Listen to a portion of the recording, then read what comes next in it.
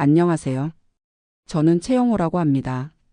올해 67세이고 뉴저지에서 일자리를 찾고 있는 아버지입니다.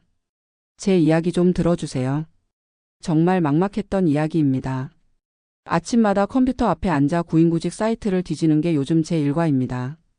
인디드, 만스터, 링크틴. 처음에는 낯설기만 했던 이 사이트들이 이제는 제 생명줄처럼 느껴져요. 마우스를 클릭할 때마다 가슴이 두근거립니다. 혹시 나이 제한 없는 일자리가 있을까 하는 간절한 마음 때문이죠. 사회보장연금이 매달 $1,800 나옵니다. 한국에서 들었을 때는 적지 않은 돈이라고 생각했어요. 환율로 계산해보면 200만 원이 넘으니까 혼자서는 충분히 살 수 있을 거라고 막연하게 생각했었죠. 하지만 여기 뉴저지에 와서 실제로 살아보니 전혀 달랐습니다. 월세가 $2,500예요. 연금으로는 월세도 못 내는 상황인 거죠. 매달 $700가 모자랍니다. 세금이며 의료보험료며 빼고 나면 실제로 손에 들어오는 돈은 더 적고요. 처음에는 10년 전에 한국에서 가져온 저축으로 부족분을 메꿨는데 이제 그 돈도 바닥이 보이기 시작했어요. 아들이 의사예요. 다들 부러워하죠. 아드님이 의사라며? 걱정 없겠네라고 말하는 사람들을 볼 때마다 미소로 넘어가지만 속으로는 복잡해요. 아들도 레지던트 끝내고 이제 막 개업한 지 얼마 안 됐거든요. 자기 병원 대출금도 있고 아이들 교육비도 만만치 않고 제가 더 부담을 줄 수는 없어요. 아버지 저희가 도와드릴게요라고 며느리가 말해주지만 젊은 부부에게 매달 쏨 벌리고 살 수는 없잖아요. 한국에서 30년 동안 성실하게 일해서 자식 뒷바라지 다 해놓고 이제 와서 거꾸로 용돈 받으며 사는 꼴이 뭡니까? 그래서 일자리를 구하기로 결심했어요. 67세라는 나이가 좀 걸리긴 했지만 한국에서 격리 일을 30년 동안 했으니 경험이야 풍부하죠. 숫자 다루는 건 자신 있고 성실함으로는 누구에게도 뒤지지 않습니다. 이력서부터 문제였어요. 한국식으로 쓰면 안 되고 미국식으로 써야 한다는데 도통 감이 안 잡혀요. 도서관에 가서 샘플을 찾아보고 유튜브에서 강의도 듣고 며느리한테 도움도 받아서 겨우겨우 만들었습니다. 리줌 나는 것도 처음 알았어요. 한국에서는 이력서에 사진도 붙이고 나이도 적고 그랬는데 여기서는 나이나 성별 같은 걸 적으면 오히려 차별이라고 하더라고요. 그럼 좋은 거 아니냐고 처음에는 생각했죠. 나이 때문에 떨어지는 일은 없겠구나 하고. 첫 번째 지원한 곳이 동네 회계 사무소였어요. 스몰 비즈너스 상대로 세무 업무 보는 곳이었는데 한국에서의 경험을 살릴 수 있을 것 같았거든요. 이메일로 이력서를 보내고 나서 며칠을 기다렸어요. 가슴이 얼마나 뛰던지. 드디어 전화가 왔습니다. 젊은 여자 목소리였는데 친절하게 말하더라고요. 미스터 최 이력서 잘 받았어요. 경험이 정말 인상적이네요. 인터뷰 한번 해보실래요? 그 순간 정말 기뻤어요. 역시 실력은 통하는구나 싶었죠. 인터뷰 날 아침 일찍 일어나서 정장을 차려입었어요. 한국에서 가져온 네이비 수트에 넥타이까지 맸습니다. 거울을 보니 그래도 괜찮아 보이더라고요. 67세지만 아직 정정하고 경험도 풍부하니까 충분히 경쟁력이 있다고 자신했어요. 회계 사무소는 생각보다 작았어요. 직원이 대여섯 명 정도 되어 보이는 소규모 사무실이었죠. 접수대에서 저를 기다리고 있던 매니저를 만났는데 제 나이 또래의 백인 남성이었어요. 악수를 나누며 인사하는데 그분 표정이 미묘하게 변하는 걸 느꼈어요. 아, 미스터 최 오셨군요. 목소리 톤이 전화로 얘기할 때와 달랐어요. 뭔가 당황하는 기색이 역력했죠. 이쪽으로 오세요. 작은 회의실로 안내받아 앉았는데 분위기가 어딘지 어색했어요. 그분이 제 이력서를 다시 한번 훑어보더니 말을 꺼냈습니다. 경험은 정말 풍부하시네요. 30년간 격리 업무를 하셨다니 대단합니다. 하지만 그 다음 말이 문제였어요. 다만 저희가 찾는 건 좀 더 젊고 에너지 넘치는 팀 멤버거든요. 새로운 소프트웨어도 많이 배워야 하고 야근도 종종 있고. 돌려 말하는 거였지만 의미는 분명했어요. 나이가 너무 많다는 뜻이었죠. 저는 새로운 것 배우는데 전혀 문제 없습니다. 컴퓨터도 잘 다루고 야근도 얼마든지 할 수 있어요. 필사적으로 어필해봤지만 이미 분위기는 기울어 있었어요. 죄송하지만 이번에는 다른 분으로 결정하게 될 것 같습니다. 연락 주셔서 감사했어요. 정중하지만 차가운 거절이었어요. 그 길로 집에 돌아와서 아내한테 얘기했더니 아내가 제 손을 잡으며 말하더라고요. 여보 괜찮아. 다른 곳도 많이 있잖아. 너무 상심하지 마. 하지만 아내 목소리에도 걱정이 묻어났어요. 두 번째는 한인마트였어요. 동네에서 제일 큰 한인마트인데 계산원을 구한다는 광고를 봤거든요. 여기라면 언어 문제도 없을 거고 나이도 크게 상관없을 거라고 생각했어요. 사장님이 50대 중반쯤 되어 보이는 한국 분이었는데 반갑게 맞아주시더라고요. 어르신 어디서 일하셨어요? 한국에서 격리 일을 했습니다. 오, 그럼 계산이나 이런 거는 문제 없겠네요. 분위기가 나쁘지 않았어요. 급여 얘기도 나왔는데 시간당 15달러였어요. 최저임금보다 조금 높은 수준이었지만 일단 시작이 중요하다고 생각했죠. 그런데 서는 일이 좀 많아요. 하루 8시간 계속 서서 일해야 하는데 괜찮으세요? 사장님이 걱정스럽게 물어보시더라고요. 그제야 생각이 났어요. 제 무릎이 예전 같지 않다는 걸. 몇 년 전부터 관절염이 시작됐거든요. 오래 서 있으면 무릎이 아프고 붓고 그래요. 하지만 그렇다고 안 된다고 할 수는 없었죠. 괜찮습니다. 건강해요. 거짓말이었어요. 일주일 정도 일해봤는데 정말 힘들더라고요. 아침 9시부터 저녁 6시까지 계속 서서 계산하고 물건 정리도 하고. 첫째 날 집에 돌아와서는 무릎이 너무 아픈 거예요. 아내가 파스를 붙여주며 무리하지 말라고 하는데 저도 이게 아니다 싶었어요. 사흘째 되는 날 무릎이 너무 아픈 나머지 중간에 주저앉을 뻔했어요. 사장님이 보시고는 걱정스러운 표정을 지으시더라고요. 어르신 많이 힘드시죠? 사실 일이 나이 드신 분한테는 좀 무리일 수 있어요. 결국 일주일 만에 그만두게 되었어요. 사장님도 미안해하시고 저도 미안했어요. 서로 좋은 사람들이었는데 제 몸이 따라주지 않으니 어쩔 수 없었죠. 그 다음에는 온라인으로 재택근무 가능한 일들을 찾아봤어요. 데이터 엔트리나 간단한 번역 일 같은 것들. 집에서 할 수 있으니까 몸에 무리도 덜 가고 나이도 크게 상관없을 거라고 생각했거든요. 번역 업체 몇 곳에 연락해봤어요. 한국어에서 영어 번역 경험은 없지만 기본적인 영어는 되니까 간단한 문서 정도는 할 수 있을 것 같았거든요. 테스트를 봐달라고 했더니 샘플 번역을 보내주더라고요. 막상 해보니까 생각보다 어려웠어요. 단순히 단어만 바꾸는 게 아니라 문화적 뉘앙스까지 살려야 하는 거더라고요. 게다가 제 영어가 10년 전 수준에서 멈춰 있다는 걸 실감했어요. 요즘 쓰는 표현들을 잘 모르겠더라고요. 테스트 결과는 당연히 불합격이었어요. 문법적으로는 문제 없지만 자연스러움이 떨어진다는 피드백이었죠. 맞는 말이었어요. 제가 한국에서 배운 영어는 문법 위주였고 실제 원어민들이 쓰는 살아있는 영어와는 거리가 있었어요. 데이터 엔트리 일도 마찬가지였어요. 간단해 보였는데 막상 해보니 속도가 너무 느렸어요. 젊은 사람들은 키보드를 번개처럼 치는데 저는 한 글자 한 글자 찾아가며 치니까 경쟁이 안 되는 거예요. 한 달쯤 이런 식으로 이것저것 시도해봤는데 계속 벽에 부딪히더라고요. 나이는 나이대로 걸리고 영어는 영어대로 부족하고 체력은 체력대로 딸리고.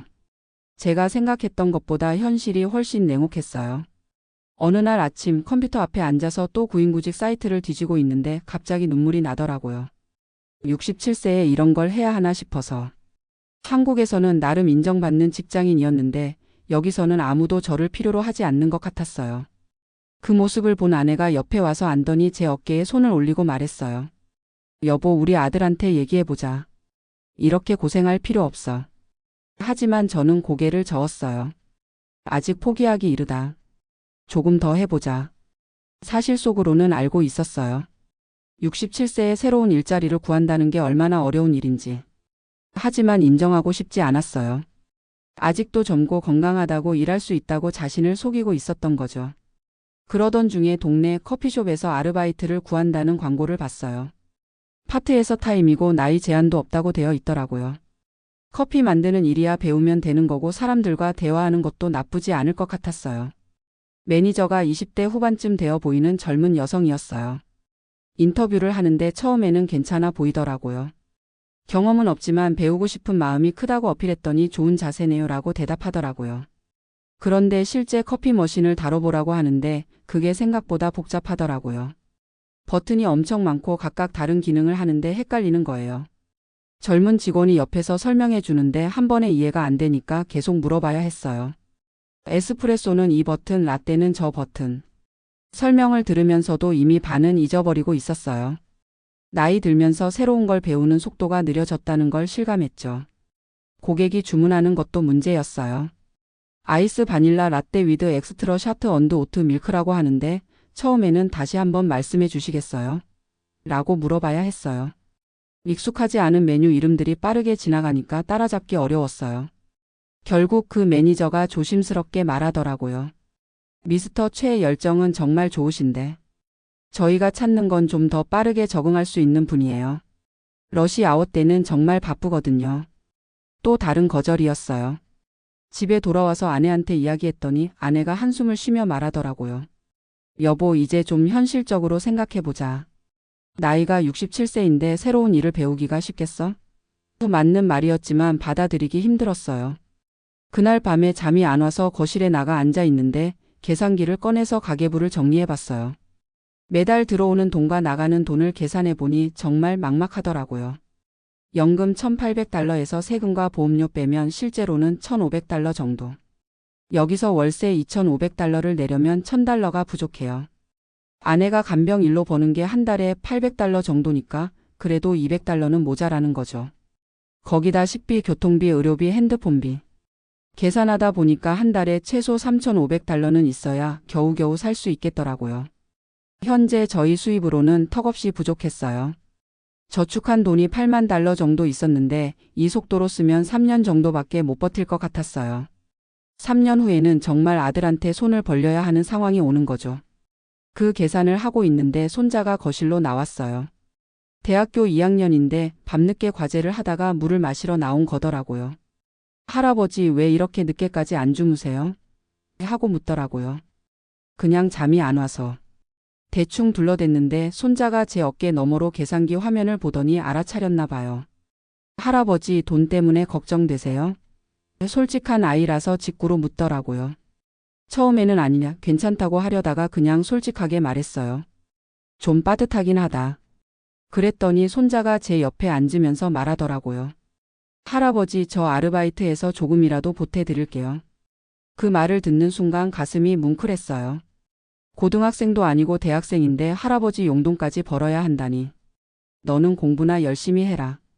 할아버지 걱정은 하지 말고. 그렇게 말했지만 속으로는 정말 미안하고 고마웠어요. 다음날 아침 아내가 간병 일을 나가기 전에 저에게 말했어요. 여보, 이번 주말에 아들하고 며느리랑 같이 앉아서 얘기해보자. 더 이상 혼자 끙끙 앓고 있을 때가 아니야. 아내 말이 맞았어요. 하지만 여전히 체면이 서더라고요. 그래도 마지막으로 한 곳만 더 시도해보기로 했어요. 동네 시니어 센터에서 받은 정보인데 나이 든 분들을 위한 일자리 프로그램이 있다는 거였어요. 급여는 많지 않지만 파트타임으로 도서관이나 학교에서 보조 업무를 하는 일이었죠. 시니어 센터 담당자를 만났는데 60대 초반의 친절한 여성이었어요. 미스터 최, 좋은 프로그램이 있어요. AARP에서 하는 워크 프로그램인데 시니어들을 위해 특별히 만든 거예요. 처음으로 나이가 장점이 될 수 있다는 이야기를 들었어요. 도서관에서 책 정리하는 일이나 초등학교에서 아이들 숙제 봐주는 일 같은 것들이 있어요. 시간당 $12고 주당 20시간까지 일할 수 있어요. 계산해 보니 한 달에 $960 정도 되더라고요. 월세 부족분을 다 메우지는 못하지만 그래도 도움은 되겠더라고요. 영어 실력은 어느 정도 되세요? 물어보기에 기본 회화는 가능합니다 라고 대답했어요. 그럼 아이들 숙제 봐주는 일보다는 도서관 쪽이 나을 것 같네요. 말을 많이 안 해도 되거든요. 일주일 후에 근처 공립도서관에서 연락이 왔어요. 인터뷰를 보자는 거였어요. 이번에는 기대를 너무 크게 하지 않으려고 했어요. 실망하기 싫어서요. 도서관 매니저는 50대 중반의 차분한 남성이었어요. 우리가 찾는 건 책을 제자리에 갖다 놓고 간단한 정리 업무를 하는 거예요. 복잡한 기술이나 빠른 동작은 필요 없어요. 꼼꼼하고 성실한 분이면 됩니다. 이번에는 느낌이 달랐어요. 나이나 영어 실력을 문제 삼지 않더라고요. 경험은 없지만 책을 좋아하고 조용한 환경에서 일하는 것도 괜찮습니다 라고 말했더니 고개를 끄덕이더라고요. 월요일부터 시작할 수 있나요? 오전 9시부터 오후 1시까지 주 4일 근무입니다. 드디어 합격이었어요. 67세에 처음으로 얻은 미국에서의 일자리였죠. 첫 출근 날 아침 일찍 일어나서 준비했어요. 정장까지는 아니더라도 깔끔한 차림으로 나갔죠. 도서관에 도착해서 매니저를 만났더니 환영합니다. 미스터 채라고 반겨주더라고요. 일은 생각보다 단순했어요.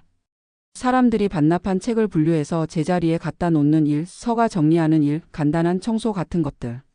복잡한 컴퓨터 작업도 없고 빠른 대응을 요구하지도 않았어요. 동료들도 비슷한 나이대의 시니어들이었어요. 모두 은퇴 후에 시작한 일이라서 서로 이해하는 분위기였죠. 처음에는 다들 어려워해요. 천천히 배우면 돼요라고 격려해 주더라고요. 한 달 정도 일하면서 조금씩 적응이 되었어요. 체력적으로도 크게 무리가 없었고 조용한 환경이라 마음도 편했어요. 무엇보다 제가 필요한 사람이라는 느낌을 받을 수 있어서 좋았어요. 급여는 많지 않았지만 그래도 정기적인 수입이 생겼다는 게 큰 위안이었어요. 한 달에 $960면 월세 부족분의 거의 대부분을 메울 수 있었거든요. 아내 수입과 합치면 기본 생활비는 해결되는 거였죠. 하지만 여전히 빠듯했어요. 의료비나 긴급 상황을 대비한 여유 자금은 없었거든요. 저축도 계속 조금씩 줄어들고 있었고요. 어느 날 퇴근길에 아들에게서 전화가 왔어요. 아버지, 이번 주말에 시간 있으세요? 가족들이랑 같이 얘기하고 싶은 게 있어서요. 뭔가 심각한 톤이었어요. 아마 저희 경제 상황을 눈치챈 것 같았어요. 주말에 아들네 집에 갔더니 온 가족이 모여 있더라고요. 아들, 며느리, 손자까지. 분위기가 평소와 달리 진중했어요. 아들이 먼저 말을 꺼냈어요. 아버지, 엄마, 솔직하게 이야기해봐요. 지금 경제적으로 많이 힘드시죠? 돌려 말할 필요가 없겠더라고요. 이미 다 알고 있는 분위기였거든요. 좀 빠듯하긴 하다. 제가 인정했더니 며느리가 말했어요. 저희가 매달 조금씩이라도 도와드리면 어떨까요? 아버지께서 부담스러워 하실 줄 알았는데 이렇게 고생하시는 걸 보니까 저희도 마음이 아파요. 손자도 거들었어요. 할아버지, 저도 아르바이트 시작했어요. 많지는 않지만 한 달에 $500 정도는 벌 수 있을 것 같아요. 할아버지 도와드리고 싶어요. 그 순간 정말 눈물이 나더라고요. 자식들이 이렇게 저를 생각해주고 있었는데 제가 괜한 체면 때문에 혼자 끙끙 앓고 있었던 거예요. 아들이 구체적인 제안을 했어요. 매달 $800씩 도와드릴게요. 그럼 아버지 연금이랑 엄마 수입, 아버지 도서관 일자리 수입 합쳐서 충분히 생활하실 수 있을 거예요. 그리고 나중에 형편이 나아지시면 그때 다시 조정해보죠. 그럼 너희들은 어떻게 하냐? 너희도 여유롭지 않을 텐데.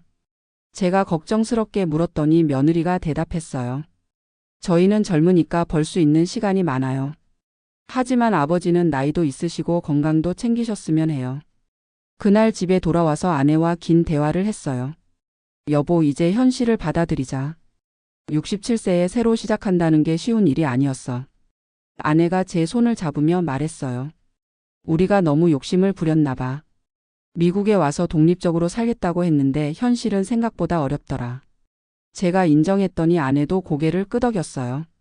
하지만 완전히 포기하는 건 아니야. 도서관 일은 계속 할 거고 당신도 간병 일 계속하고. 우리가 할 수 있는 만큼은 계속해보자. 다만 아이들 도움도 감사하게 받고. 그렇게 새로운 계획을 세웠어요. 지금 생각해보면 처음부터 너무 많은 걸 혼자 해결하려고 했던 것 같아요. $1,800 연금으로 $2,500 월세를 내면서 독립적으로 살겠다는 게 애초에 무리였어요. 현실을 제대로 파악하지 못했던 거죠. 미국에서 67세에 새로운 일자리를 구한다는 것도 생각보다 훨씬 어려웠어요.